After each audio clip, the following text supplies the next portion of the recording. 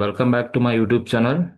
Today I am going to be discuss financial management for third semester BCom SCP as well as fifth semester BCom NEP as per their syllabus unit 4 ಏನಿದೆ ಅಥವಾ unit 4 ಅಲ್ಲಿ ಇರ್ತಕ್ಕಂಥದ್ದು investment decision or capital budgeting or capital budgeting ಅಂತ ಏನು ಕರಿತೀವಿ 2024 question paper ಅಲ್ಲಿ ಕೇಳಿರ್ತಕ್ಕಂಥ ಒಂದು questions ಅನ್ನ ಹೇಗೆ ನೀವು ಸಾಲ್ವ್ ಮಾಡಬಹುದು ಅನ್ನೋದನ್ನ ಕನ್ನಡದಲ್ಲಿ ತುಂಬಾ ಸುಲಭವಾಗಿ ನಿಮಗೆ ಹೇಳ್ಕೊಡ್ತೀನಿ. ಯಾರೆಲ್ಲ ನನ್ನ ಒಂದು ಯೂಟ್ಯೂಬ್ ಚಾನಲ್ಗೆ ಸಬ್ಸ್ಕ್ರೈಬ್ ಮಾಡಿಲ್ಲ ಸಬ್ಸ್ಕ್ರೈಬ್ ಮಾಡಿ ಅಂತ ಹೇಳ್ತಾ ಸೊ ಈ ಒಂದು ವಿಡಿಯೋನ ಸ್ಟಾರ್ಟ್ ಮಾಡ್ತೀನಿ. ಸೊ ನೋಡಿ ಏನಿದೆ ಇನ್ವೆಸ್ಟ್ಮೆಂಟ್ ಡಿಸಿಷನ್ ಅಥವಾ ಕ್ಯಾಪಿಟಲ್ ಬಡ್ಜೆಟಿಂಗ್ ಅಲ್ಲಿ ಇರ್ತಕ್ಕಂಥದ್ದು. Rakshita limited is considering the purchase of machinery. Rakshita limited ಒಂದು ಮಿಷಿನ್ ಅನ್ನು ಪರ್ಚೇಸ್ ಮಾಡಬೇಕು ಅಂದ್ಕೊಂಡಿದ್ದಾರೆ. Two machines are available. There are two kinds of machinery are available. Each costing rupees 1,50,000. That is each costing ಅಂದ್ರೆ ಎರಡು machinery ಅಂದ್ರೆ ನೀವು ಮಿಷಿನರಿ ಎ ಆದ್ರೂ ತಗೊಳ್ಳಿ ಮಿಷಿನರಿ ಬಿ ಆದ್ರೂ ತಗೊಳ್ಳಿ ಎರಡು ಕೂಡ ಒಂದೇ 1,50,000 ಕಾಸ್ಟ್ ಇದೆ ಅಂತ ಹೇಳ್ತಾ ಇದ್ದಾರೆ. In comparing the profitability of these two machine a 10% discount rate is to be used. ಈ ಎರಡು ಮಿಷಿನರಿನ ಪ್ರಾಫಿಟಬಿಲಿಟಿನ ಕಂಪೇರ್ ಮಾಡಲಿಕ್ಕೆ 10% ಡಿಸ್ಕೌಂಟ್ ರೇಟ್ ಅನ್ನ ಯೂಸ್ ಮಾಡ್ತಾ ಇದಾರಂತೆ. Earnings after tax expected to be has follows. ನೋಡಿ ಅಲ್ಲಿ ಏನ್ ಕೊಟ್ಟಿದ್ದಾರೆ ಅಂದ್ರೆ ಅರ್ನಿಂಗ್ ಆಫ್ಟರ್ ಟ್ಯಾಕ್ಸ್ ಎಷ್ಟು ಎಕ್ಸ್ಪೆಕ್ಟ್ ಮಾಡಬಹುದು ಅಂತ ಹೇಳ್ಬಿಟ್ಟು ಅವರು ಕೊಟ್ಟಿದ್ದಾರೆ. ಅರ್ನಿಂಗ್ ಆಫ್ಟರ್ ಟ್ಯಾಕ್ಸ್ ಅನ್ನ ನಮ್ಗೆ ಕ್ವಶನ್ ಅಲ್ಲಿ ಕೊಟ್ಟಿದ್ದಾರೆ. That is the most important. Cash inflow earning after tax ಕೊಟ್ಟಿದ್ದಾರೆ. ಸೊ ನಮಗೆ ಅರ್ನಿಂಗ್ ಆಫ್ಟರ್ ಟ್ಯಾಕ್ಸ್ 5 ವರ್ಷ ಕೊಟ್ಟಿದ್ದಾರೆ. ಕ್ಯಾಶ್ ಇನ್ಫ್ಲೋ ಕೊಟ್ಟಿದ್ದಾರೆ. ಈ ಕ್ಯಾಶ್ ಇನ್ಫ್ಲೋ ಹೇಗಿದೆ ಅಂದ್ರೆ ಅರ್ನಿಂಗ್ ಆಫ್ಟರ್ ಟ್ಯಾಕ್ಸ್ ಇದೆ. ಮಿಷಿನರಿ ಎ ಇದೆ, ಮಿಷಿನ್ ಬಿ ಇದೆ. ಸೊ 5 ವರ್ಷದ ಕ್ಯಾಶ್ ಇನ್ಫ್ಲೋ ಕೊಟ್ಟಿದ್ದಾರೆ. You are also given the following informations ಅನ್ನ ಕೊಟ್ಟಿದ್ದಾರೆ. ಇಯರ್ ಇದೆ 5 ವರ್ಷ ಕೊಟ್ಟಿದ್ದಾರೆ. And P V of ₹1 at 10% discount ಅಂದ್ರೆ present value factor 10% for ₹1 0.909 first year, 0.826 second year, 0.750 third year, 683 fourth year and 621 fifth year ಇದೆ. ನಮ್ಗೆ ಹೇಳಿದರೆ calculate the proposal under NPV, net present value ಅನ್ನೋ ಟೆಕ್ನಿಕ್ ಅನ್ನು use ಮಾಡಿಕೊಂಡು ಈ ಎರಡು ಮಿಷನರಿಯ profitability positions ಅನ್ನ ಅನಲೈಸ್ ಮಾಡಬೇಕಂತೆ. ಸೊ ಹೇಗೆ ನಾವು NPV ನ ಕ್ಯಾಲ್ಕುಲೇಷನ್ಸ್ ಅನ್ನ ಮಾಡಬೇಕು ಅಂತ ಹೇಳಿದ್ರೆ, ಸೊ ಇಲ್ಲಿ ಫಸ್ಟ್ ನಾನು calculation of NPV for machine NPV ನ ಕ್ಯಾಲ್ಕುಲೇಟ್ ಮಾಡೋಣ ಫಾರ್ ಮಷಿನ್ ಹೇಗೆ ಮಾಡೋಣ ಫಸ್ಟ್, ಆಮೇಲೆ ಬೇಕಾದ್ರೆ ಬೇಗ ತೋರಿಸ್ತೀನಿ. ಮಿಷಿನ್ ಹೇಗೆ ಕ್ಯಾಲ್ಕುಲೇಟ್ ಮಾಡ್ತೀರಾ ಅಂತ ಹೇಳಿದ್ರೆ, ಸೊ ಕಾಲಮ್ಸ್ ಅನ್ನ ಹಾಕೊಳ್ತೀನಿ. ಒಂದು first column year, earning after tax ಇದೆ.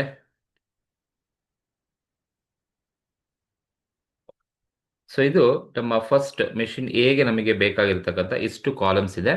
ಸೊ 5 ವರ್ಷ ಕೊಟ್ಟಿರೋದ್ರಿಂದ ಸೊ ನಮಗೆ 5 ವರ್ಷದ ಇನ್ಫಾರ್ಮೇಶನ್ಸ್ ಬೇಕಾಗುತ್ತೆ.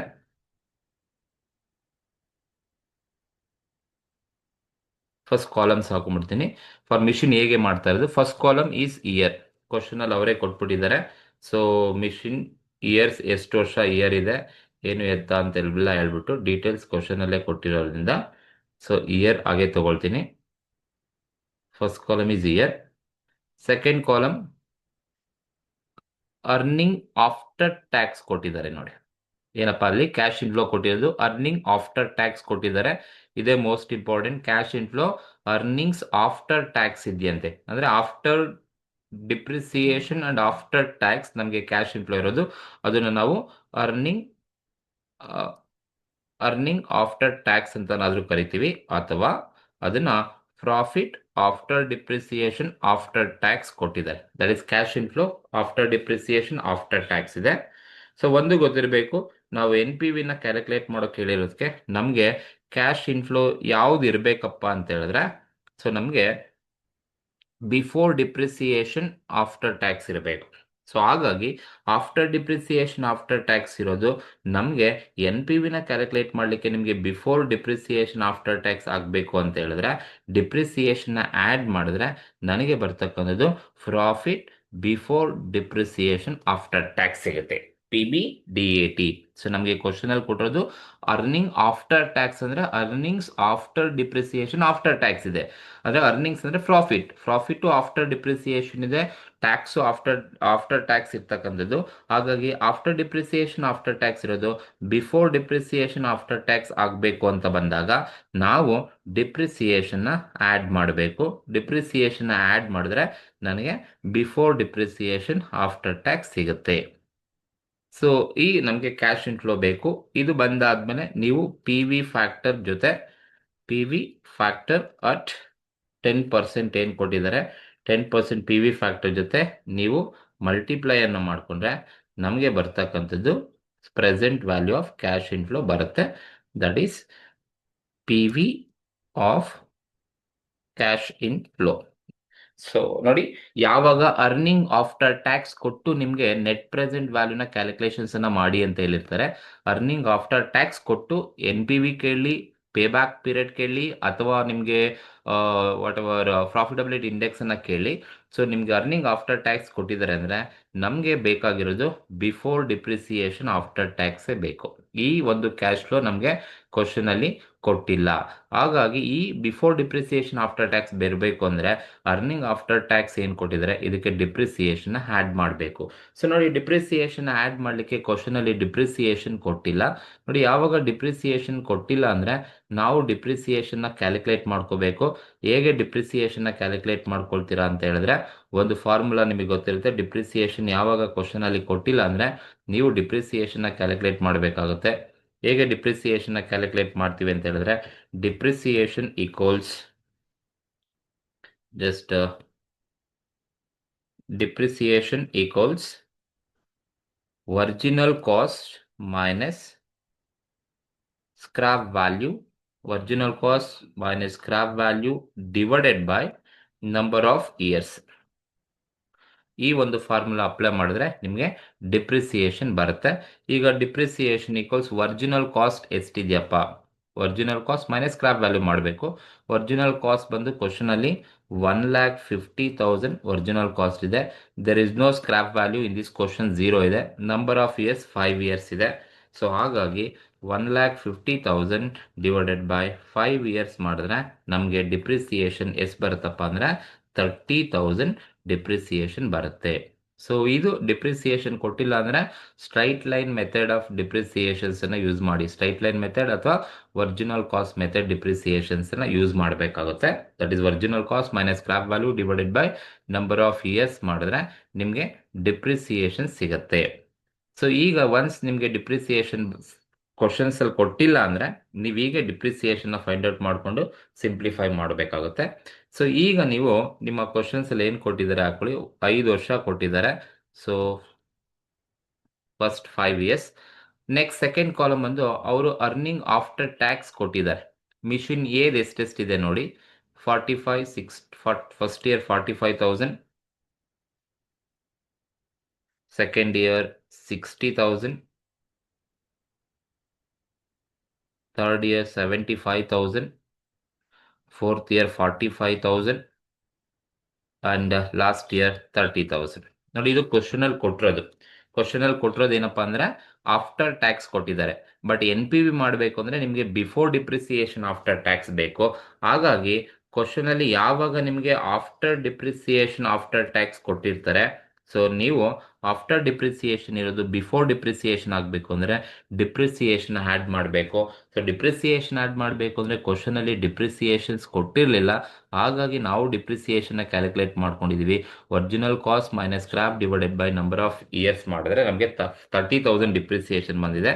Assume straight line method of depreciation ಅಂತ ಹೇಳಿದ್ರೆ ಎಲ್ಲ ವರ್ಷನೂ ಕೂಡ ಡಿಪ್ರಿಸಿಯೇಷನ್ 30,000 ಇರುತ್ತೆ. ಎಲ್ಲ ವರ್ಷನೂ ಕೂಡ ಡಿಪ್ರಿಸಿಯೇಷನ್ ಬಂದು 30,000 ಇರುತ್ತೆ. ಈಗ ನೀವೇನ್ ಮಾಡಿ ಅಂದ್ರೆ ಈ ಅರ್ನಿಂಗ್ ಆಫ್ಟರ್ ಟ್ಯಾಕ್ಸ್ ಅಂದ್ರೆ ಪ್ರಾಫಿಟ್ ಆಫ್ಟರ್ ಡಿಪ್ರಿಸಿಯೇಷನ್ ಆಫ್ಟರ್ ಟ್ಯಾಕ್ಸ್ಗೆ ಆಡ್ ಡಿಪ್ರಿಸಿಯೇಷನ್ ಆಡ್ ಮಾಡಿ ಅಷ್ಟೇ. ಈಗ 45 + 30 ಆಡ್ ಮಾಡಿದ್ರೆ 75,000 ಆಯ್ತು. 60 + 30 90,000 ಆಯ್ತು. 75 + 30 1,05,000 1,05,000 ಆಯ್ತು. ದೆನ್ 45 + 30 75,000 ಆಯಿತು. 30 ಪ್ಲಸ್ 30 60,000 ಆಯ್ತು. This is the cash inflow, present cash inflow ಅಂತ ಕರಿತೀವಿ. Profit before depreciation after tax. ಯಾವಾಗ ನಿಮಗೆ after depreciation after tax PAT ಅಥವಾ EAT ಅಂತ ಕೊಟ್ಟಿದ್ದಾರೆ ಅಂದರೆ ನೀವು ಡಿಪ್ರಿಸಿಯೇಷನ್ನ ಆ್ಯಡ್ ಮಾಡಲೇಬೇಕು. ಡಿಪ್ರಿಸಿಯೇಷನ್ ಆ್ಯಡ್ ಮಾಡಬೇಕು ಅಂದರೆ ಮೊದಲು ನೀವು ಡಿಪ್ರಿಸಿಯೇಷನ್ನ ಈ ಒಂದು ಸ್ಟ್ರೈಟ್ ಲೈನ್ ಮೆಥಡಲ್ಲಿ ನೀವೇ ಕ್ಯಾಲ್ಕುಲೇಟ್ ಮಾಡ್ಕೊಳ್ಳಿ. ಡಿಪ್ರಿಸಿಯೇಷನ್ ಏನು ಬರುತ್ತೆ ಅದನ್ನು ಎಲ್ಲ ವರ್ಷನೂ ತಗೊಳ್ಳಿ. ಈಗ ಅರ್ನಿಂಗ್ ಆಫ್ಟರ್ ಟ್ಯಾಕ್ಸ್ ಅಂದರೆ ಪ್ರಾಫಿಟ್ ಆಫ್ಟರ್ ಡಿಪ್ರಿಸಿಯೇಷನ್ ಇತ್ತು ನೋಡಿ. ಆಫ್ಟರ್ ಡಿಪ್ರಿಸಿಯೇಷನ್ ಇದ್ದಿದ್ದು ಡಿಪ್ರಿಸಿಯೇಷನ್ ಆ್ಯಡ್ ಮಾಡಿದ್ರೆ ಬಿಫೋರ್ ಡಿಪ್ರಿಸಿಯೇಷನ್ ಆಯಿತು. ಈಗ ನೀವು PV ಫ್ಯಾಕ್ಟರ್ ಕೊಟ್ಟಿದ್ದಾರೆ ಕ್ವಶನಲ್ಲಿ. PV ಫ್ಯಾಕ್ಟರ್ 5 ವರ್ಷ ಕೊಟ್ಟಿದ್ದಾರೆ. ಫಸ್ಟ್ ಇಯರ್ 0.909 ಇದೆ, ಸೆಕೆಂಡ್ ಇಯರ್ 0.826 ಇದೆ, ಥರ್ಡ್ ಇಯರ್ ಬಂದು 0.750 ಕೊಟ್ಟಿದ್ದಾರೆ, ಫೋರ್ತ್ ಇಯರ್ ಬಂದು 0.683 ಕೊಟ್ಟಿದ್ದಾರೆ, ಲಾಸ್ಟ್ ಇಯರ್ ಬಂದು 0.621 ಕೊಟ್ಟಿದ್ದಾರೆ. ಸೊ ಅವರೇ PV ಫ್ಯಾಕ್ಟರ್ನ ಕ್ವಶನ್ಸ್ ಅಲ್ಲೇ ಕೊಟ್ಟಿರ್ತಾರೆ. ಸೊ ನೀವೇನು ತಲೆ ಕೆಡಿಸ್ಕೊಳ್ಳೋ ಅವಶ್ಯಕತೆ ಇಲ್ಲ. ಜಸ್ಟ್ ನೀವು ಕ್ಯಾಶ್ ಫ್ಲೋನ ಕರೆಕ್ಟಾಗಿ ಕಂಡುಹಿಡಿಬೇಕು. Cash flow after depreciation after tax ಕೊಟ್ಟಿದ್ದಾರೆ ಅಂದರೆ ಆ್ಯಡ್ ಡಿಪ್ರಿಸಿಯೇಷನ್ ನಿಮಗೆ ಬಿಫೋರ್ ಡಿಪ್ರಿಸಿಯೇಷನ್ ಆಫ್ಟರ್ ಟ್ಯಾಕ್ಸ್ ಬರುತ್ತೆ. ಆಗ this is the cash inflow. ಈ ಬಿಫೋರ್ ಡಿಪ್ರಿಸಿಯೇಷನ್ ಆಫ್ಟರ್ ಟ್ಯಾಕ್ಸ್ ಬಂದಾದಮೇಲೆ ನಿಮಗೆ ಪ್ರೆಸೆಂಟ್ ವ್ಯಾಲ್ಯೂ ಫ್ಯಾಕ್ಟರ್ ಜೊತೆ ಮಲ್ಟಿಪ್ಲೈ ಮಾಡ್ಕೊಳ್ಳಿ. ಈಗ ಫಸ್ಟ್ ಇಯರ್ 75,000 ಇಂಟು 0.909 ಮಾಡಿದ್ರೆ ನನಗೆ ಬರ್ತಕ್ಕಂಥದ್ದು ಎಷ್ಟಪ್ಪ ಅಂದರೆ 68,175 ಬರುತ್ತೆ. 68,175 first year. Second year 90,000 into 0.826 ಮಾಡಿದ್ರೆ ನಮಗೆ 74,340 ಸೆಕೆಂಡ್ ಇಯರ್ ಬರುತ್ತೆ. ಅಂಡ್ ಥರ್ಡ್ ಇಯರ್ 1,05,000 ಇಂಟು 0.750 ಮಾಡಿದ್ರೆ ನಮಗೆ 78,750 ಬರುತ್ತೆ. ಅಂಡ್ ಫೋರ್ತ್ ಇಯರ್ 75,000 ಇಂಟು 0.683 ಮಾಡಿದ್ರೆ ನಮಗೆ 51,225 ಸಿಗುತ್ತೆ. ಅಂಡ್ ಲಾಸ್ಟ್ ಇಯರ್ 60,000 ಇಂಟು 0.621 ಮಾಡಿದ್ರೆ ನಮಗೆ present value of cash inflow 37,260 ಸಿಗುತ್ತೆ. ಇದು present value of cash inflow. ನಿಮಗೆ ಇರ್ತಕ್ಕಂಥ present value of cash inflow ನಮಗೆ ಕ್ವಶನಲ್ಲಿ ಸಿಕ್ಕಿರ್ತಕ್ಕಂಥದ್ದು. ಸೊ ನಮಗೆ ನೋಡಿ present before depreciation after tax ಅಂದರೆ ಕ್ಯಾಶ್ ಇನ್ಫ್ಲೋ ಬಂತು. PV ಫ್ಯಾಕ್ಟರ್ ಜೊತೆ ಮಲ್ಟಿಪ್ಲೈ ಮಾಡಿದಾಗ cash inflow into PV factor present value of cash inflow ಬಂತು. ಇಷ್ಟು ಪ್ರೆಸೆಂಟ್ ವ್ಯಾಲ್ಯೂ ಆಫ್ ಕ್ಯಾಶ್ ಇನ್ಫ್ಲೋನ ನಾವು ಟೋಟಲ್ ಮಾಡಿದ್ರೆ ಎಷ್ಟು ಬರುತ್ತಪ್ಪ ಅಂತ ಹೇಳಿದ್ರೆ 1/1 ಟೋಟಲ್ ಮಾಡೋಣ. 68,175 plus 74,340 plus 78,750 plus 51,225 plus 37,260 add ಮಾಡಿದ್ರೆ ನನಗೆ 3,99,750 ಬರುತ್ತೆ. ದಟ್ ಈಸ್ 3,09,750 ನನಗೇನು ಬರುತ್ತೆ. This is to be called as, ಇದನ್ನು ನಾವೇನಂತ ಕರಿತೀವಪ್ಪ ಅಂತ ಹೇಳಿದ್ರೆ total present value of cash inflow. This is called as total present value of cash inflow ಅಂತ ಕರಿತೀವಿ. So total present value of cash inflow. So ನಾವು NPV ಮಾಡಬೇಕು ಅಂದರೆ ಈ total present value of cash ಇನ್ಫ್ಲೋದಲ್ಲಿ ಏನನ್ನ ಲೆಸ್ ಮಾಡಬೇಕಪ್ಪ ಅಂತ ಹೇಳಿದ್ರೆ less original investment. So original investment ಏನಪ್ಪ, ಯಾವುದನ್ನ ಒರಿಜಿನಲ್ ಇನ್ವೆಸ್ಟ್ಮೆಂಟ್ ಅಂತ ಕರಿತೀವಿ ಅಂದರೆ ಅಲ್ಲಿ ನೋಡಿ ಕ್ವಶನಲ್ಲಿ ಹೇಳಿದರೆ ಎಷ್ಟು ಕಾಸ್ಟ್ ಇನ್ಕರ್ ಆಗ್ತಾ ಇರೋದು ಒಂದು ಮಿಷನರಿ ಪರ್ಚೇಸ್ ಮಾಡಲಿಕ್ಕೆ. ಈಚ್ ಕಾಸ್ಟಿಂಗ್ 1,50,000 ಅಂತ ಹೇಳಿದ್ದಾರೆ. ಹಾಗಾಗಿ ಒರಿಜಿನಲ್ ಕಾಸ್ಟು 1,50,000ಗೆ ಕಾಸ್ಟ್ ಇನ್ಕರ್ಡ್ ಆಗ್ತಾ ಇದೆ. ಸೊ 3,09,750ನಲ್ಲಿ ಮೈನಸ್ 1,50,000ನ ನೀವು ಮೈನಸ್ ಮಾಡಿದ್ರೆ ನಮಗೆ ನೆಟ್ ಪ್ರೆಸೆಂಟ್ ವ್ಯಾಲ್ಯೂ ಬರ್ತಕ್ಕಂಥದ್ದು ನೆಟ್ ಪ್ರೆಸೆಂಟ್ ವ್ಯಾಲ್ಯೂ ಬಂದು ನಮಗೆ 1,59,750 ಪ್ರೆಸೆಂಟ್ ವ್ಯಾಲ್ಯೂ ಸಿಗುತ್ತೆ. This is net present value. ಈ ಥರ ನಾವು ನೆಟ್ ಪ್ರೆಸೆಂಟ್ ವ್ಯಾಲ್ಯೂನ ಕ್ಯಾಲ್ಕುಲೇಟ್ ಮಾಡಬೇಕಾಗುತ್ತೆ. ಯಾವಾಗ ಅಂತ ಹೇಳಿದ್ರೆ ಕ್ವಶನಲ್ಲಿ ಅರ್ನಿಂಗ್ ಆಫ್ಟರ್ ಟ್ಯಾಕ್ಸ್ ಕೊಟ್ಟಿದ್ದಾರೆ ಅಂತ ಹೇಳಿದ್ರೆ profit after depreciation after tax ಅಂತ ಅರ್ಥ.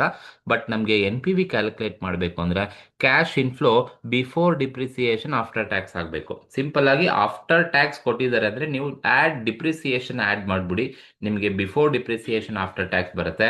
ಬಟ್ ಡಿಪ್ರಿಸಿಯೇಷನ್ ಆ್ಯಡ್ ಮಾಡಬೇಕು ಅಂದರೆ ಈ ಒಂದು ಫಾರ್ಮುಲಾ ಗೊತ್ತಿರಲಿ, original cost minus scrap value divided by number of years ಮಾಡಿದ್ರೆ ನಿಮಗೆ ಡಿಪ್ರಿಸಿಯೇಷನ್ ಏನು ಬರುತ್ತೆ ಅದು 5 ವರ್ಷನೂ ಕೂಡ ಸೇಮ್ ಇರುತ್ತೆ. ನೀವು ಆ್ಯಡ್ ಮಾಡಿದಾಗ ಬಿಫೋರ್ ಡಿಪ್ರಿಸಿಯೇಷನ್ ಆಗುತ್ತೆ, ಅವಾಗ ನೀವು ಪಿ ವಿ ಫ್ಯಾಕ್ಟರ್ ಜೊತೆ ಮಲ್ಟಿಪ್ಲೈ ಮಾಡಿ ನಿಮಗೆ present value of cash inflow ಬರುತ್ತೆ. 5 ವರ್ಷದ ಪ್ರೆಸೆಂಟ್ ವ್ಯಾಲ್ಯೂನ ಟೋಟಲ್ ಮಾಡಿ ನಿಮಗೆ total present value of cash inflow ಬರುತ್ತೆ. ಅದರಲ್ಲಿ ಒರಿಜಿನಲ್ ಇನ್ವೆಸ್ಟ್ಮೆಂಟನ್ನು ಲೆಸ್ ಮಾಡಿದ್ರೆ ನಿಮಗೆ ನೆಟ್ ಪ್ರೆಸೆಂಟ್ ವ್ಯಾಲ್ಯೂ ನಮಗೆ 1,59,750 ಸಿಗುತ್ತೆ. This is N P V for machinery ಎಗೆ ಇರ್ತಕ್ಕಂಥ question. So same questions for machinery ಬಿಗೆ ನಾವು ಈ ಕ್ಯಾಲ್ಕುಲೇಷನ್ಸ್ ಅನ್ನ ಮಾಡಬೇಕಾಗುತ್ತೆ. Same information. ಸೊ ನೀವು ಎರಡು ಬೇಕಾದ್ರೆ ಒಂದೇ ಕಾಲಮ್ಸ್ ಅಲ್ಲಿ ಎರಡನ್ನೂ ನೀವು ರ್ಯಾಂಡಮ್ ಹಾಕೊಂಡು ಮಾಡ್ಬೋದು. ಬಟ್ ನಾನು ಸಪ್ರೇಟ್ ಆಗಿ ನಿಮಗೆ ತೋರಿಸ್ತೀನಿ ಎರಡು ಹೇಗೆ ಕ್ಯಾಲ್ಕುಲೇಷನ್ಸ್ ಅನ್ನ ಮಾಡಬೇಕಾಗುತ್ತೆ ಅನ್ನೋದು. So next one for machine ಬಿಗೆ ನಾನು ನಿಮಗೆ ಇಲ್ಲೇ ಡೈರೆಕ್ಟ್ ಆಗಿ ತೋರಿಸ್ತೀನಿ. For machine B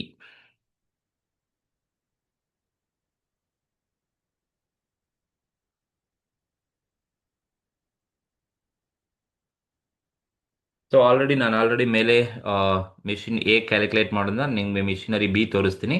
machinery B ಇದು ಕೂಡ ನೋಡಿ ಅರ್ನಿಂಗ್ ಆಫ್ಟರ್ ಟ್ಯಾಕ್ಸ್ ಕೊಟ್ಟಿದ್ದಾರೆ. First year 15, second year 45, third year 60, fourth and fifth 90,000 ಕೊಟ್ಟಿದ್ದಾರೆ. ಸೊ ಹಾಗಾಗಿ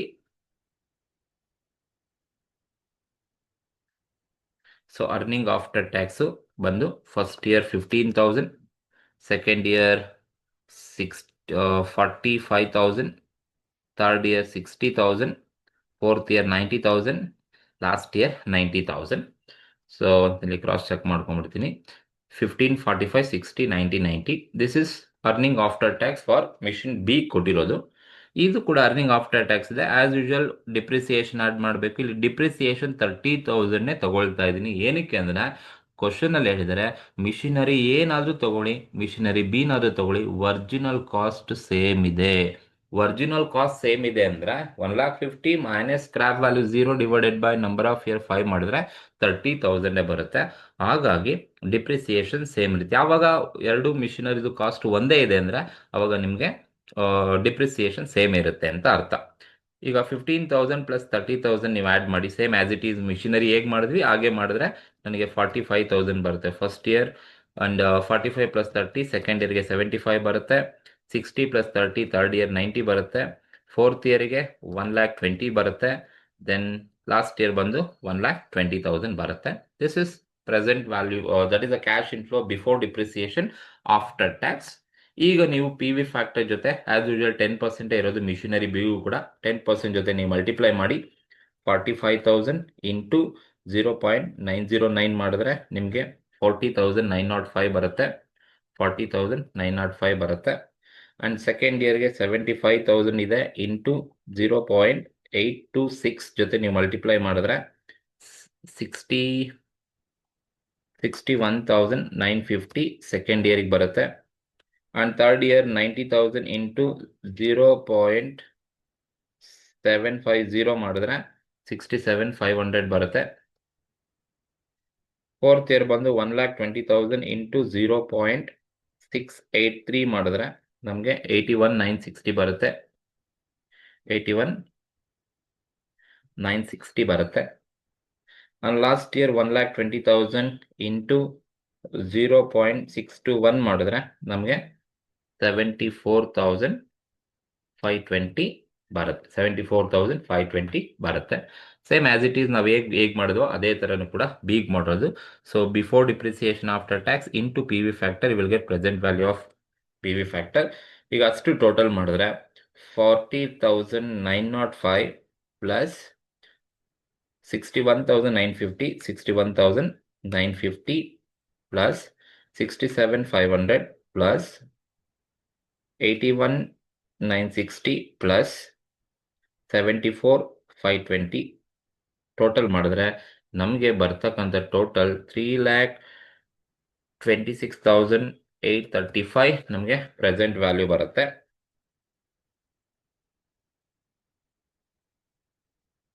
so total present value of cash inflow ಸಿಕ್ತು. ಲೆಸ್ ಇನಿಷಿಯಲ್ ಇನ್ವೆಸ್ಟ್ಮೆಂಟ್ ನಾವು ಲೆಸ್ ಮಾಡಿದ್ರೆ 1,50,000 ನಮ್ಮ ಹತ್ರ ಇರೋದು.